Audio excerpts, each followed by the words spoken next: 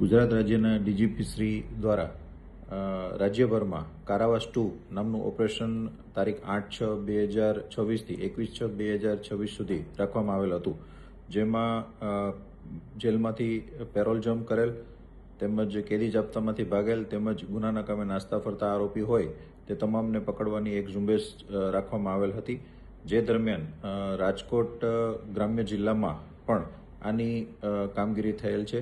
જે કામગીરીમાં રાજકોટ રેન્જના ડીઆઈજીપી શ્રી નિર્લિપ રાય સાહેબ તેમજ રાજકોટ જિલ્લાના એસપી શ્રી વિજયસિંહ ગુર્જર સાહેબની સીધી સૂચના અને માર્ગદર્શન હેઠળ એક ટીમની રચના કરી અને અલગ અલગ 5 ટીમો દ્વારા આ આરોપીઓને પકડવાની ઝુંબેશ હાથ ધરવામાં આવેલ હતી. અલગ અલગ જિલ્લાના તમામ પોલીસ સ્ટેશનોમાંથી કુલ 18 આરોપીઓને આ ડ્રાઈવ અંતર્ગત પકડવામાં આવેલ છે અને તમામને જે તે પોલીસ સ્ટેશનમાં સોંપવામાં આવેલ છે. આ ડ્રાઈવ દરમિયાન ગુજરાત રાજ્ય તેમજ આસપાસના તમામ રાજ્યમાંથી પણ આરોપીઓને પકડી અને હસ્તગત કરવામાં આવેલ છે અને તમામ 18 આરોપીઓને જે તે પોસ્ટમાં સોંપી અને ઓપરેશન કારાવાસ 2 ને સફળ બનાવવામાં આવેલ છે.